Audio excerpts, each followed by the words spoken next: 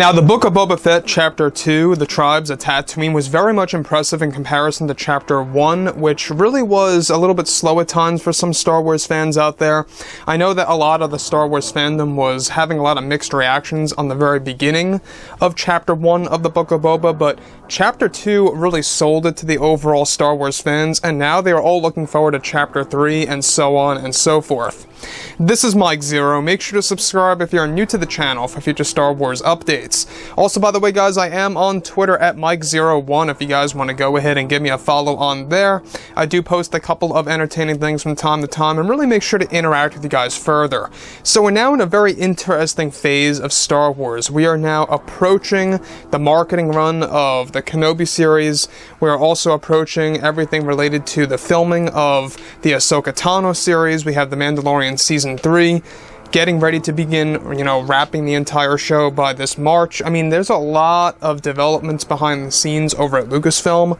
Kathleen Kennedy, to this very moment, is still having issues with the Acolyte TV series by Leslie Headland. That's another thing. But overall, everything is looking bright, everything is looking very optimistic for the future of Star Wars, and I couldn't be more happier than being in the hands by Jon Favreau, Dave Filoni, and George Lucas. They really are going to be providing the fans a great service, and they're going to continue to do so throughout the 2020s and beyond.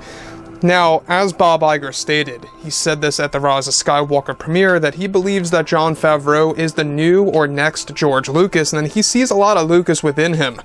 And you know what? When you look at Jon Favreau, you look at his passion and his spirit, you can see a lot of George within him, and that's exactly why Mando and Book of Boba are so very rich in material. So, moving on from all of this, one thing that a lot of fans are waiting for are the new Star Wars movies that will be announced at Star Wars Celebration this year. So with Disney trying to fix all the issues with the Acolyte TV series by Kathleen Kennedy, they are also heavily invested with the Kenobi and Ahsoka series that are going to be the biggest Star Wars shows of 22 and 23. However, it's described that currently Disney CEO Bob Chapek is beginning to work on the fourth Star Wars trilogy that will be announced this May, along with a series of books that will set up the story before the films roll into theaters. Further, it's described that Disney is set to explore a brand new battle between the Sith Royals, as well as a new Legion of Jedi that will be introduced in the Star Wars canon. Further, it's noted that this era of Star Wars takes place in between the Old and High Republic and will introduce an entire new generation of Jedi, with a different belief system that will go up against the Sith Eternal, which will be a mix of the Sith and the Sith cultists. Keanu Reeves is still planned to become King Valar in the Star Wars trilogy, along with Olivia Wilde, set to portray one of the brand new villains in the Star Wars world. So let me just stop right here for 1 second now. What's great about this trilogy so far is that it's going to have a lot of books and comics that are going to be unveiled by the end of this year into early 23 before the films even arrive in theaters, so that it's going to set up the overall story in the forms of books and comics and novels. And then that's all going to be adapted into the forms of movies. It's kind of a similar pattern of what Chapek is doing with the continuation of the Skywalker saga that we talked about with episodes 10, 11, and 12, of how there will be a 10, 11, and 12 series of books, comics, and such that will be unveiled in 2023. Now, beyond all of that, alright, we already know that Keanu Reeves has been in the talks with Disney for a very long time now. I think some fans are going to feel a little on the fence of Keanu Reeves coming on board of Star Wars after what happened with Matrix Resurrections. But let me just say one thing, it's not Keanu's fault. It's not Keanu's acting that caused the failure. It was the overall structure of the story and how they really handled the overall marketing of the series as well. The overall new movie.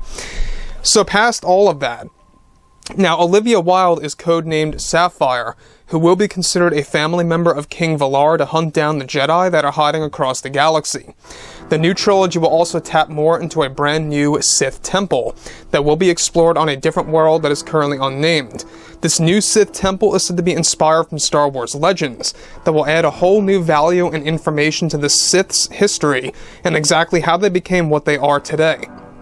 Now, Lucasfilm is set to focus on flashbacks in the new trilogy as well that will tap into a moment in Star Wars history where both the Sith and the Jedi actually engaged in peace.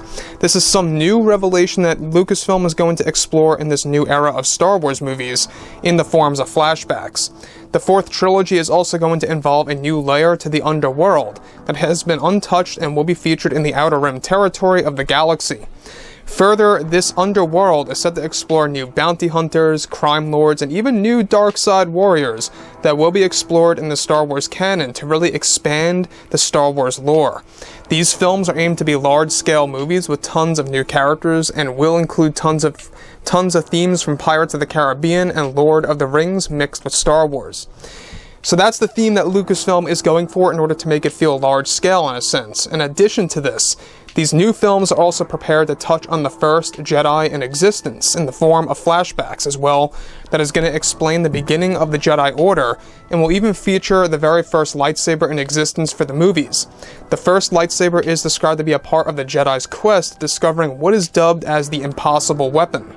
The saber is described to hold secrets of the past for those that touch it, and are heavily force sensitive to unlock the secrets of the Jedi Order's beginning and more.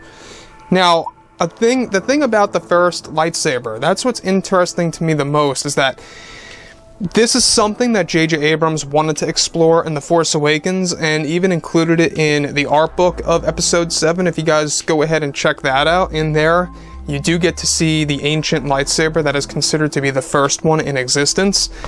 Essentially, Lucasfilm is going to be really promoting that in this new trilogy, and exactly how the Jedi are going to find what's dubbed as the impossible weapon.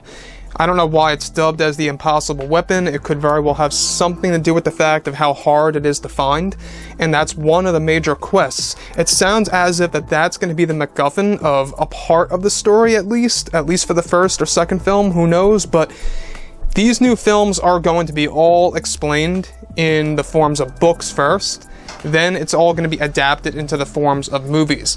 That to me is interesting because it really makes you wonder, will people want to go ahead and see movies where they already know the outcome after reading the books and the comics? I'm not quite sure. It all depends on how Disney handles it. It could very well be that yes, it will be adapted, but the overall story will take some side turns and kind of go into different plots here and there and subplots that'll expand the story beyond what the books told. So it could very well do something like that prevents people from feeling a little lackluster on seeing the films if they already know what's going to happen. So overall, I think that we really are in for quite a ride by Disney and Lucasfilm this May. Star Wars Celebration, hopefully it doesn't get cancelled, is going to be by far the best event under Disney's wing ever since 2015 when they bought Lucasfilm. And let me just add one more thing here, is that Keanu Reeves, is still in the talks with Disney on portraying King Valar. Keep in mind that this is a brand new character. He is not in Star Wars Legends, nor is he in Star Wars canon under Disney, but he will be unveiled in the coming months from now in a new comic series that's going to really promote King Valar and the Sith royal family in a sense. Basically, you have the Sith King, Queen, and Princess that's going to be placed into these new trilogy of movies. So overall, guys, I would like to hear what you guys have to say about everything related to Keanu Reeves being inserted, Olivia Wilde, which I believe is amazing. She's going to do a fantastic job. She's already associated with Disney, so it makes sense. She's been in Tron Legacy. Go ahead and check that movie out to see her acting skills. She does some comedies here and there, but that was her best action film. I will agree. Best action movie to date. Overall, guys, drop a comment below. Let me know about all this in the comments, and if you guys did enjoy the content for today, do make sure to drop a thumbs up on this video to support the channel. I thank you all so very much for the kind support, and I'll catch you guys next time.